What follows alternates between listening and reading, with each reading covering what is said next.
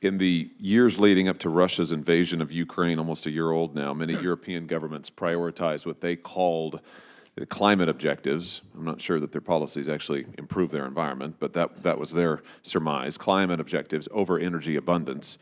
And in particular, they prioritized cheap energy from an authoritarian regime over energy independence. Do you think that that playbook executed by governments in Europe is something we ought to be doing in the United States? I think that the clear lesson is that no country should be beholden to one supplier for its energy sources or a very large proportion of its energy sources, and that energy security is built on energy diversification. I think that energy diversification is at the backbone of U.S. energy policy, and so I don't see any risk that the United States will follow suit in that respect. Well, you say energy security is built on energy diversification. I would have thought energy security would be based on energy independence. Am I wrong about that? I think it's independence, but I also think that it's not just one source of energy, because things can go wrong. No one should put all of their chips right on sort of one marker when it comes to energy security. So I think that to have as diverse a supply as possible, while still looking at other goals like climate goals, is a very good path forward for countries to take, and it's something that the United States wants to support other countries in helping to do. Well, why wouldn't we put our chips on American energy? And we've got various sources of energy in this country.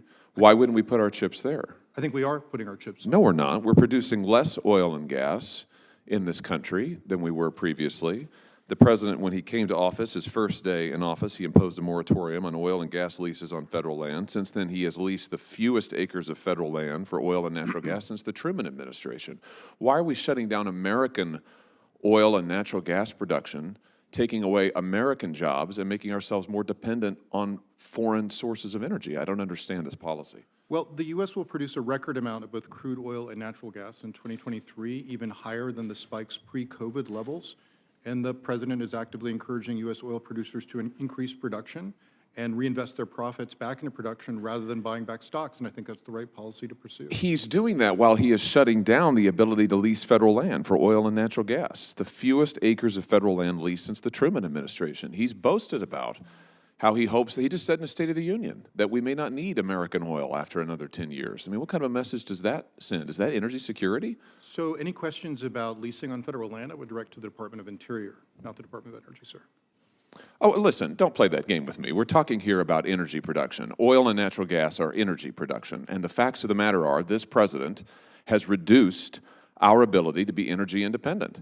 And you're sitting here telling me that that increases our energy security. It looks just the opposite to me. It seems to me that you're recommending the European playbook, which left them dependent on foreign nations, left them dependent ultimately on hostile actors, and that's what you're trying to replicate here again in the United States. I just don't understand why this course of action is being recommended, why your administration's pursuing it. I also don't understand why you would shut down pipelines that cancel thousands of good-paying American energy jobs. I mean, why is that a healthy energy policy for this country?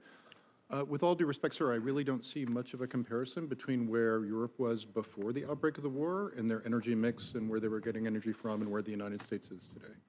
Well, let me just ask you, just on the topic of dependence on authoritarian regimes, about China. China is one of the largest processors of the materials that serve as the building blocks for many of the so-called green energy transition that the administration is pursuing. According to the IEA, China processes 40% of the world's copper, more than 30% of the nickel in the world, 60% of cobalt, 60% of lithium, and more than 80% of rare earth minerals. Now, in light of that, many commentators have suggested that the United States is even more dependent on China for key components of solar power, panels, wind turbines, and batteries than Europe was on Russia in the lead up to the invasion of Ukraine.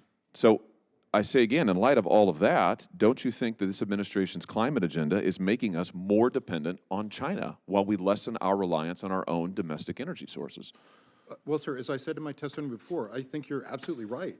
China does own too much of the critical minerals supply chain from ownership of resources, through processing, and through the creation of modules and other sort of parts of clean energy components. So why would you want to make us more dependent on them? Use the tools that the Congress has given us, sir, to make sure that we diversify the supply chains, reshore as many of them, and create sound relationships with non-Chinese suppliers. That is absolutely a top priority of this administration. For heaven's sake, here's what you've done. You came to office. You took us from being an energy independent nation to being an energy dependent nation. You have made us more dependent. Now this administration's gone begging to OPEC and dictators all around the world. You have made us less energy secure.